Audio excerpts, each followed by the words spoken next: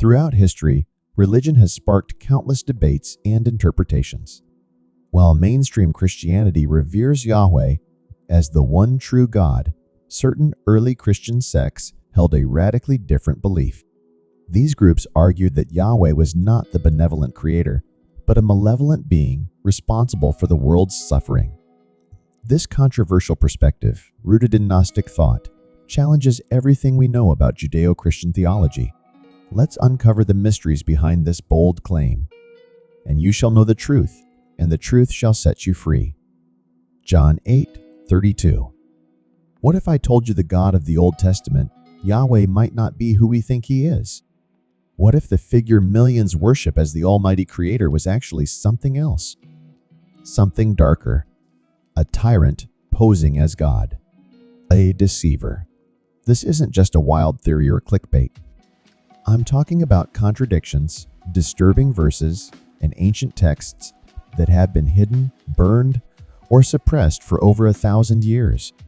These texts reveal a story so unsettling, so unexpected, it could make you question everything you thought you knew. In the Old Testament, Yahweh, the supposed God of love and justice, orders acts of violence, genocide, and blood sacrifice on a scale that would horrify us if commanded by anyone else. Take Exodus 32:27-28, for example. After the golden calf incident, Yahweh tells Moses to send men to slaughter their own people. Each man strap a sword to his side. Go back and forth through the camp, from one end to the other, killing your brother, your friend, and your neighbor. The result? 3,000 people massacred not by enemies, but by their own families and friends. Then there's Numbers 31:17-18. Yahweh commands the Israelites to annihilate the Midianites. Now kill all the boys, and kill every woman who has slept with a man. But save for yourselves every girl who has never slept with a man. Let that sink in. Genocide, followed by sparing only young girls to be taken by the soldiers. And what about 1 Samuel 15:3? Yahweh orders, now go, attack the Amalekites and totally destroy everything that belongs to them. Do not spare them. Put to death men and women, children and infants, cattle and sheep, camels and donkeys. Even infants, innocent babies, entire lives wiped out, all by divine command. Stop for a moment. If Yahweh is truly a God of love, mercy, and justice, why do his actions resemble those of a vengeful warlord? Why does he demand the blood of the innocent? And most importantly, why doesn't anyone question it? Someone did. In the 2nd century, a DA group known as the Gnostics, early followers of Jesus, started asking these same questions. And their conclusion was shocking. Yahweh is not the true God. According to the Gnostics, Yahweh is the demiurge, a jealous, malevolent entity that created the material world as a prison for our souls. They believed the true God isn't Yahweh at all, but a being of pure love and light, existing far beyond this broken physical universe.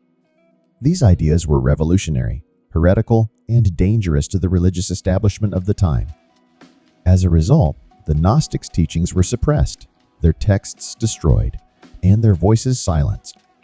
But their questions remain. Is the God of the Old Testament really who we've been taught to believe he is? Or is there a deeper, hidden truth waiting to be uncovered? The Gnostic text, the Apocryphon of John, reveals a startling claim about Yahweh's true identity. It quotes Yahweh declaring, "I am God, and there is no other."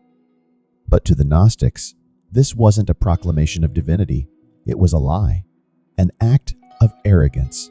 To them, Yahweh wasn't the ultimate being.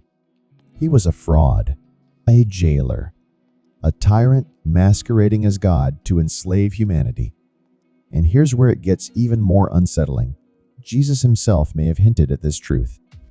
In John 8:44, Jesus confronts the Pharisees, religious leaders who upheld Yahweh's law, and says, "You are of your father, the devil." Think about that for a moment. This wasn't just an insult. It was a direct, profound statement. Jesus wasn't merely rebuking them, he was pointing to something far bigger. Their messages couldn't be more different. And early Christians noticed this. To some of these early believers specifically, the Gnostics' Yahweh wasn't the true God. He was the deceiver, the ruler of this broken, fallen world, the devil in disguise. The institutional church condemned these ideas as heresy. They burned Gnostic texts, persecuted their followers, and buried their teachings deep in history. For centuries, their voices were silenced.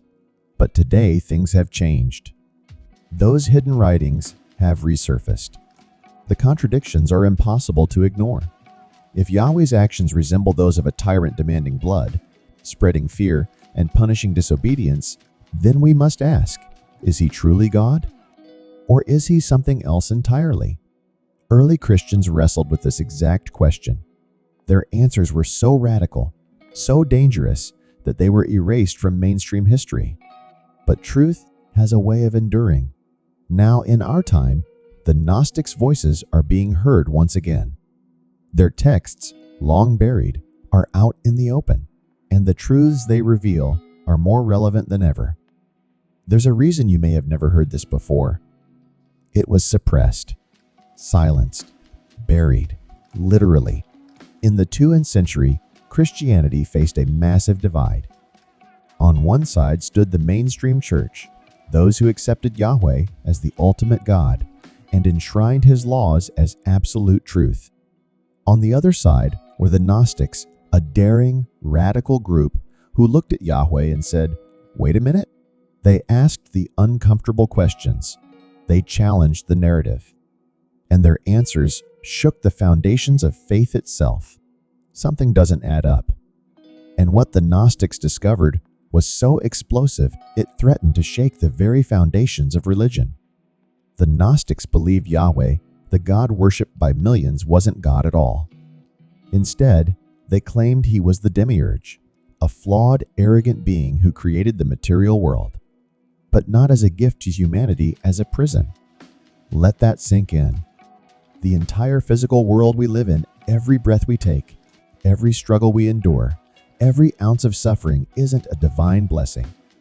It's a trap, a carefully designed system meant to enslave our souls and keep us from reaching the true God. Where did this idea come from? Was it just wild imagination? Not at all. The Gnostics weren't lunatics pulling theories out of thin air. They studied the same scriptures you read today, but they didn't stop there. They also had access to other texts, writings the church later buried, destroyed, or declared heretical. One of the most revealing texts they left behind is the Apocryphon of John. This document, hidden for centuries and rediscovered in 1945, was found sealed in a jar deep in the sands of Egypt. And its message? Earth-shattering. In this text, Yahweh is unmasked as a jealous, arrogant entity. He declares, "I am God, and there is no other." But according to the Gnostics, this wasn't the voice of the ultimate creator. This was the voice of a liar. A tyrant so intoxicated by his own power that he tricked humanity into worshiping him. Here's where it gets even more unsettling. The Gnostics didn't see Yahweh's arrogance as unique. They compared him to the tyrants and kings of the ancient world. Think about it. What's the first thing every warlord, emperor, or dictator does when they seize power? They demand worship. To the Gnostics, Yahweh wasn't the creator of all things. He was just another tyrant. Yes, he had the power to create, but he was still imperfect, deeply flawed, and consumed by jealousy. The Gnostics took this one step further. They believed Yahweh's jealousy wasn't just a character flaw. It was part of his strategy to keep humanity in the dark. According to them, Yahweh didn't want humanity to know the truth. We are not meant to be slaves. We are not meant to live trapped in his flawed creation. The Gnostics dared to question everything. And their answers were so dangerous that their writings were buried, their voices silenced, and their followers persecuted. But the truth? It didn't disappear. It's waiting, ready to be uncovered by those willing to look deeper. The Gnostics believed Yahweh's greatest crime wasn't violence or vengeance. It was keeping humanity ignorant of its own divine potential. And here's where it gets fascinating. The Gnostics believed that a spark of the true God, the real Creator, exists within each of us. Call it a soul, divine light, or the breath of the infinite. Whatever you call it, they saw it as our connection to the divine. But Yahweh, He did everything in His power to extinguish that spark, to keep it from igniting. That's why the Gnostics called Him the ruler of darkness, the jailer, and the deceiver. Now let's revisit the Garden of Eden. In the mainstream story, Yahweh forbids Adam and Eve from eating the fruit of knowledge, warning, "If you eat it, you will surely die." But here's the plot twist. The Gnostics believed the serpent in the garden, the one Christians are taught to fear, wasn't evil at all. The serpent was the liberator, the one who told humanity the truth. Eat this, and your eyes will be opened. You will become like gods. And what happened? Adam and Eve didn't die. They woke up. Their eyes were opened. They saw the truth. And Yahweh, He punished them. To the Gnostics, this wasn't a story of a sinful fall. It was an escape attempt.